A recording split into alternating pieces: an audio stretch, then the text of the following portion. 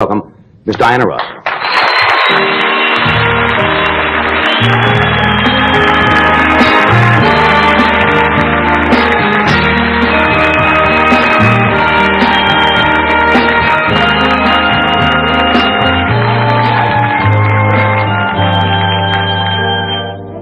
How are you, young lady?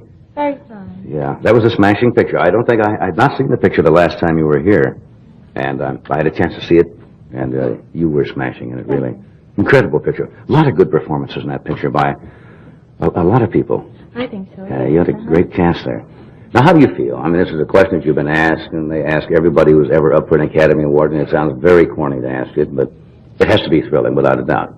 I mean, that's the furthest highest accolade you can get in the business. Where were you when they told you?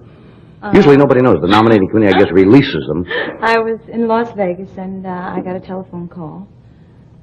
I wasn't at the table this time. Yeah, you went out no, playing I was blackjack. at home, and I got this call, and I was very excited, and then they said, you've got to come over and talk, have a little, press interview and tell me what you think about it. Well, I was really floored, because that is the highest honor for anyone in show business, first of all, to be nominated.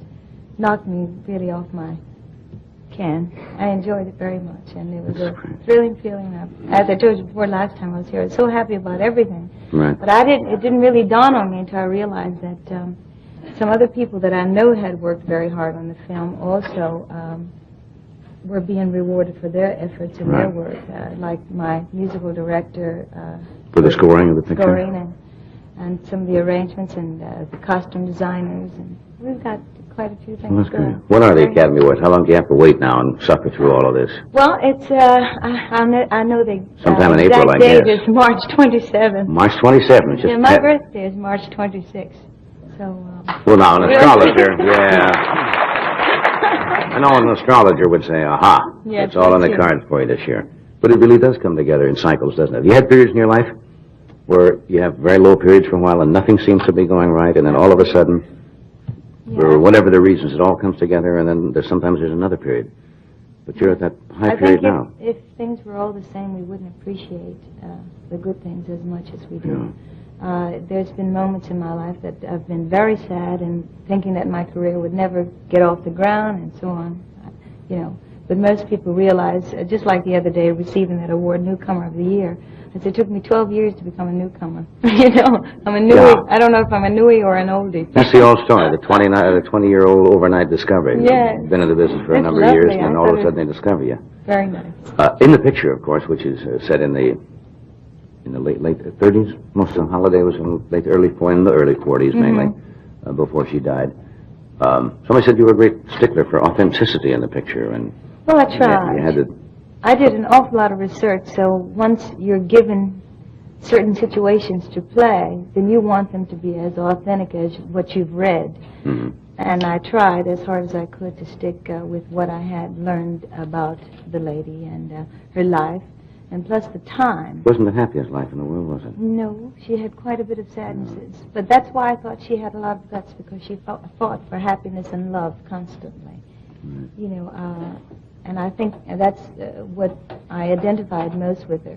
She tried to find some good spots in everything she did. A lot of people might wonder, Diana, since you were not a professional actress and didn't have training as such, and then taking on a role like this, how does one go into it with any kind of confidence at all?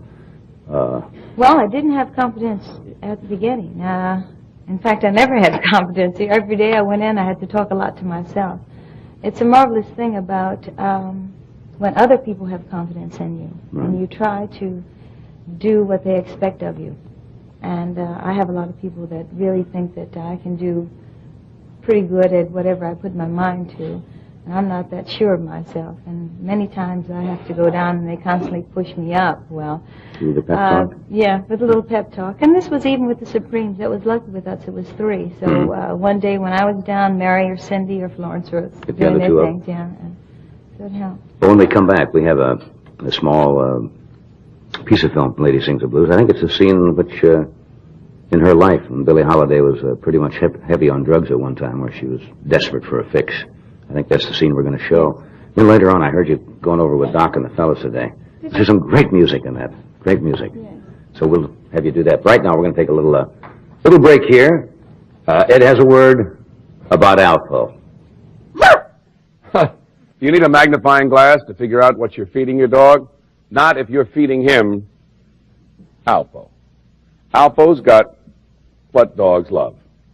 Meat. Real beef and meat byproducts. And Alpo's got more of it. But if you think the dog food you are now using is like Alpo, then pick up that magnifying glass and read the label. If you find things like cracked barley or wheat flour in your dog food, you've found cereal. But Alpo doesn't have a speck of cereal. Alpo's just beef and meat byproducts. The only things Alpo adds are vitamins and minerals. All of them that dogs and growing puppies need. And just look at the way Chip here goes for his Alpo. Next time you go shopping, remember, Alpo means more meat. All the meat you're paying for.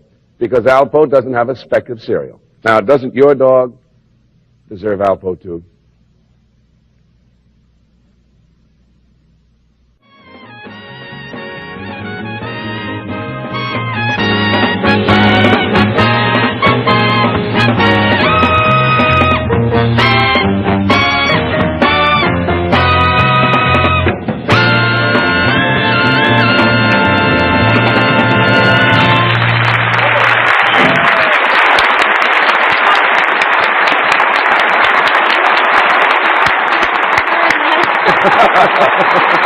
That's good.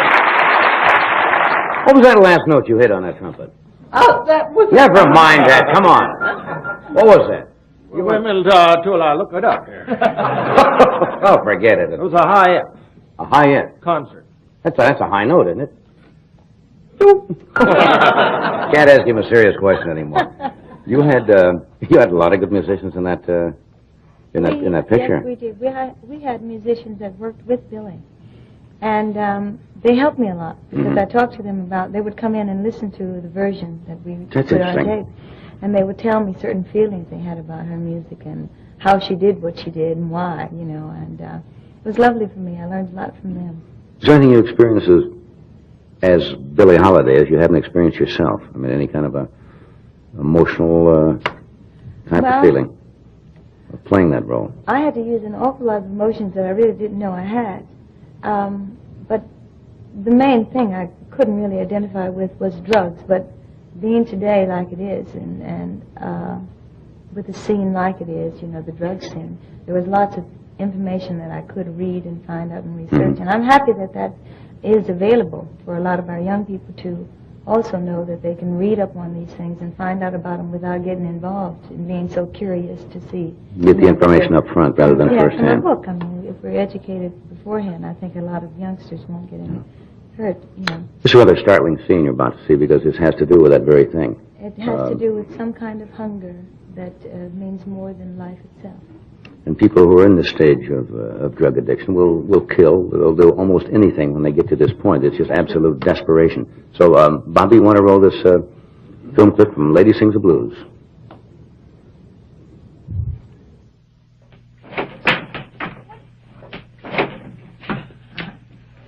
Come on, baby, I gotta pee.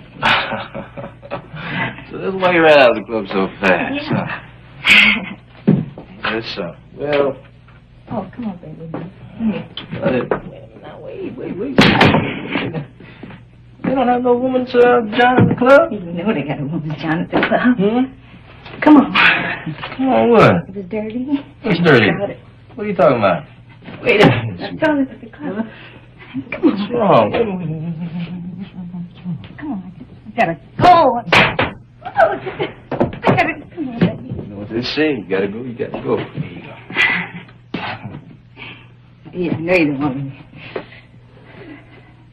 Come on. You're always hogging up the bathroom.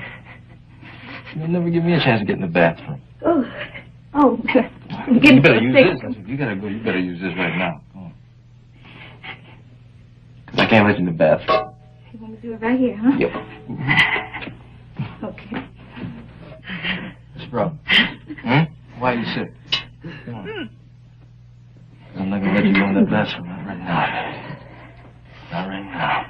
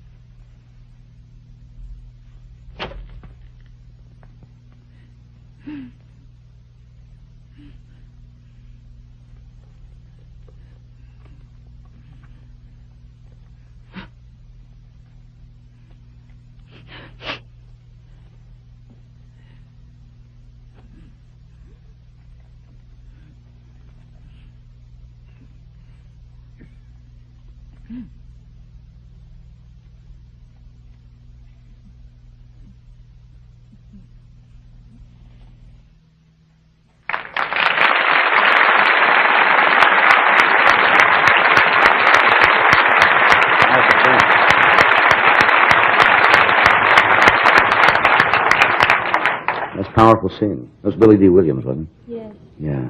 That scene was unbelievable because I told him going in, I said, I don't know what's going to happen, but I have one goal in mind, is to get my drugs, you know, in that scene.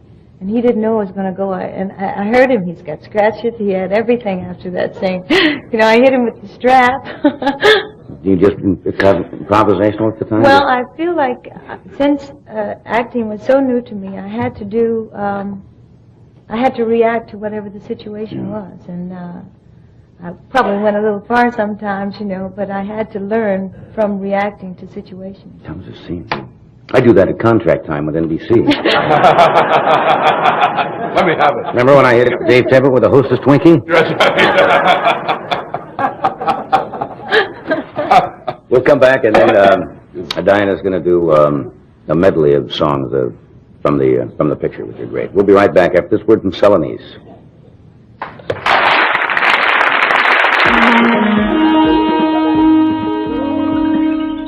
May I help you? Oh, I'm just looking.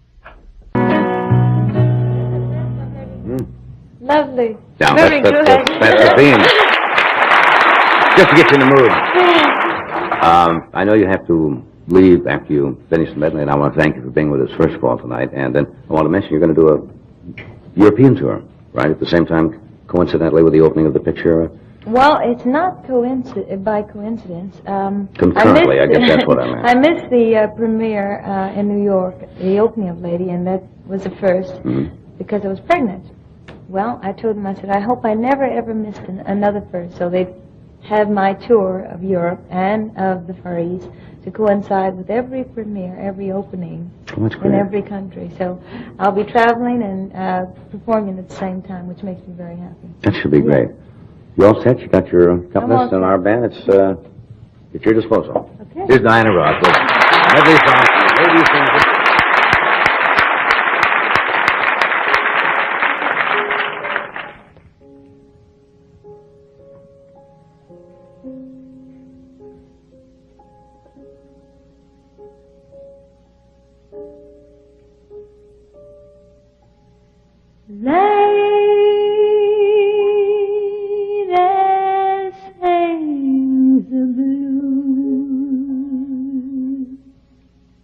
She's got a man. She feels so sad. Want the world to know just what a blues is all about.